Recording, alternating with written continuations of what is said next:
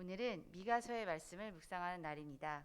232페이지의 배경을 함께 읽으시겠습니다. 232페이지입니다. 배경 읽으시겠습니다. BC 700년경 불의와 타락이 생활화되어 돌이킬 희망조차 잃어버릴 만큼 죄에 빠진 이스라엘과 유다의 죄를 깨우칩니다.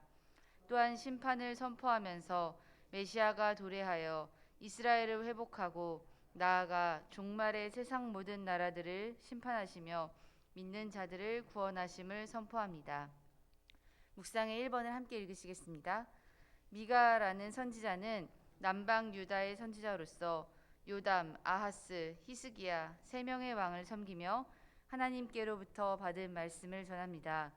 미가는 북방 이스라엘이나 남방 유다나 모두 타락했다고 토로하면서 재앙이 임할 것을 선포합니다. 하나님은 반드시 징계와 심판을 내리시기 전에 많은 선지자들로 하여금 깨닫게 해주십니다. 묵상의 2번도 함께 읽으시겠습니다.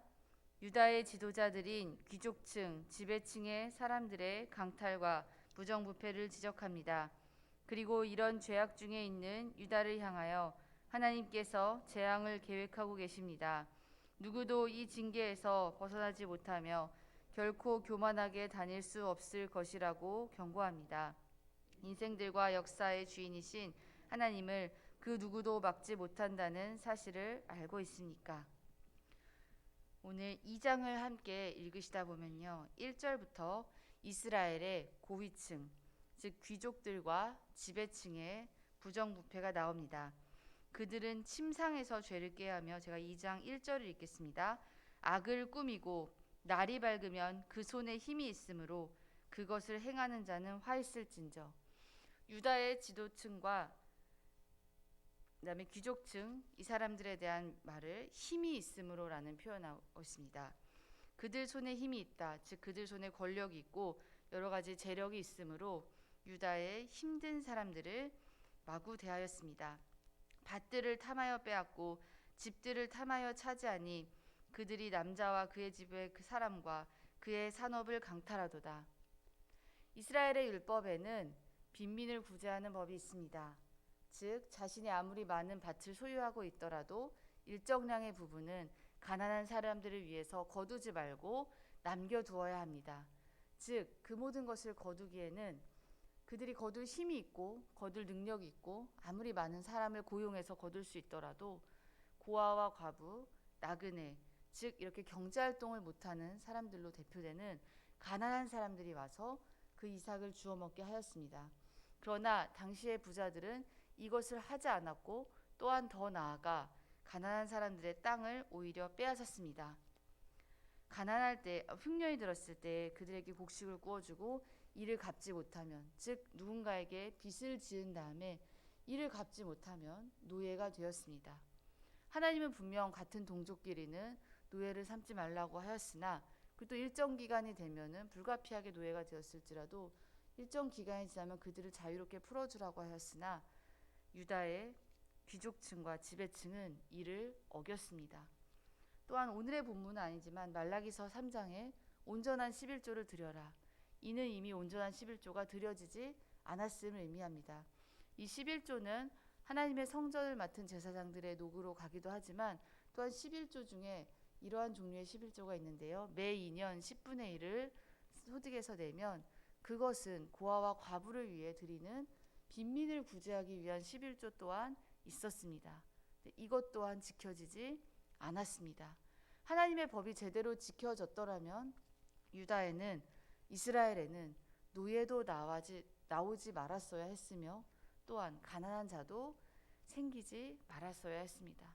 하지만 이 법이 지켜지지 않았기 때문에 가난한 자는 더욱 가난하게 되고 가진 자들은 더욱더 그 힘으로 가난한 자들을 탄압하게 되었습니다. 이 모든 일은 말씀을 무시했기 때문입니다. 그렇다면 말씀을 무시한 일은 왜 일어났을까요? 묵상의 3번을 함께 읽으시겠습니다. 지배층의 사람들뿐 아니라 선지자, 제사장 역시 타락했음을 고발합니다. 선지자들은 챙길 게 있으면 평강을 외치지만 자기 입에 들어올 게 없으면 전쟁을 선포한다고 그들의 죄를 지적합니다. 하나님은 이런 죄를 반드시 심판하실 것을 선포합니다.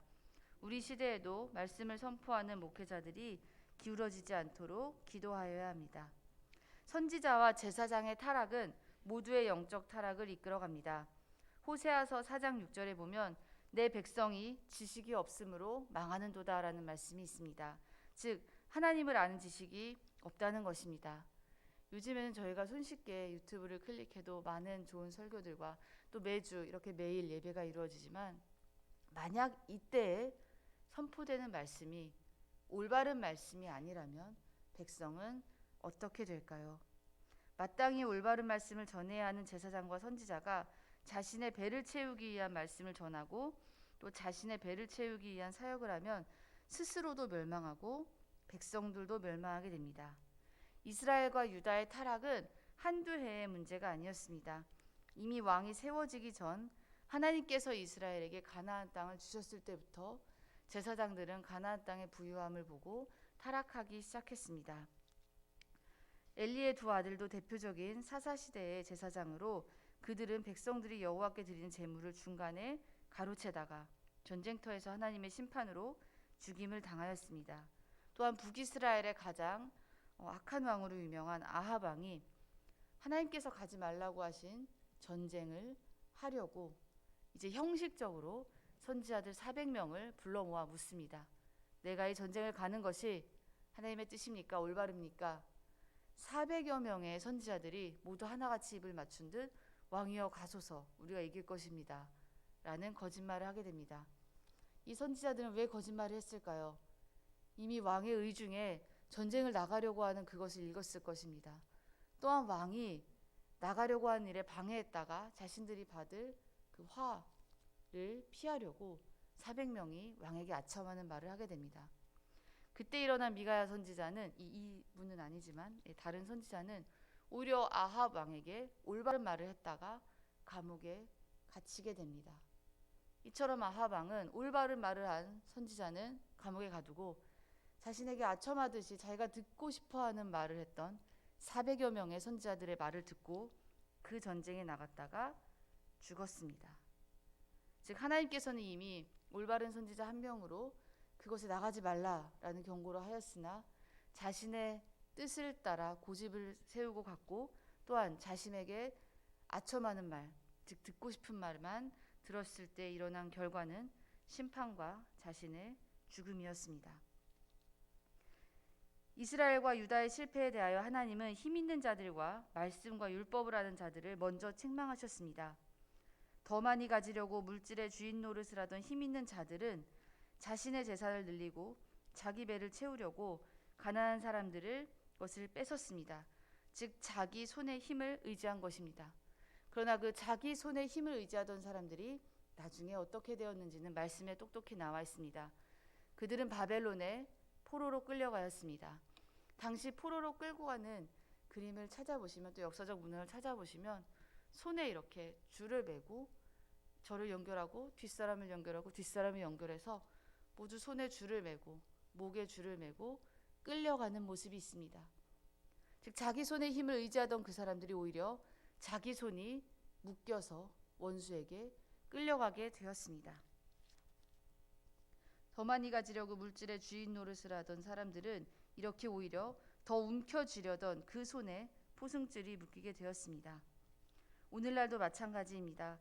더 가지려고 하고 자신의 뜻을 고집하며 하나님의 말씀을 저버리고 하나님의 말씀을 내 멋대로 듣고 내 멋대로 해석하며 자기의 욕심의 소리를 하나님께서 주신 예언처럼 듣고 말하는 것은 멸망의 길입니다. 그러나 오늘 읽은 미가서 3장 8절의 말씀은 우리에게 소망의 말씀을 줍니다. 3장 8절의 말씀을 함께 읽으시겠습니다. 오직 나는 여호와의 영으로 말미암아 능력과 정의와 용기로 충만해져서 야곱의 허물과 이스라엘의 죄를 그들에게 보이리라.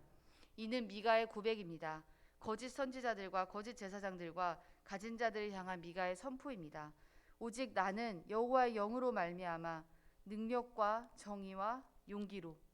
우리는 하나님의 영으로 가득 차 있을 때 하나님의 말씀을 있는 그대로 들을 때 능력과 정의와 용기가 생깁니다. 용기라는 오늘 이 말씀에 주목하고 싶은데요. 하나님의 말씀을 올바로 선포하려면 용기가 있어야 할 것입니다. 특히 이때나 지금이나 하나님의 말씀이 배척당하는 때에는 우리에게 많은 용기가 필요합니다.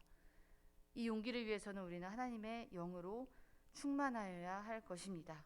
하나님의 영으로 충만했을 때 우리가 아무리 어려운 상황에서도 하나님의 말씀을 있는 그대로 선포할 수 있습니다. 즉, 내 손의 힘을 의지하는 것이 아니라 하나님의 말씀을 의지하는 그 힘으로 나아갈 때 내 힘을 의지하여 오히려 내 손이 묶이게 되는 상황이 아닌 내 하나님의 힘을 의지하고 그 힘으로 인해 진정한 자유함 속에 말씀을 선포하는 우리의 삶이 될 줄로 믿습니다. 그리고 오늘도 이웃에게, 또 내가 아는 사람에게, 또 우리의 복음이 필요한 VIP들에게 하나님의 말씀을 전할 때 여호와의 영으로 충만하셔서 능력과 정의와 용기로 가득 찬 사역을 하시는 오늘 우리 성도님들이 되기를 간절히 원합니다. 기도하겠습니다. 하나님 감사합니다. 미가의 시대처럼 타락한 이 시대 속에서도 하나님의 영으로 충만하여서 능력과 정의와 용기를 마음에 품고 살아가는 우리가 될 수 있도록 도와주시옵소서.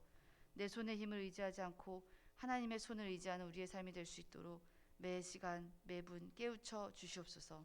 감사드리며 예수님의 이름으로 기도합니다. 아멘.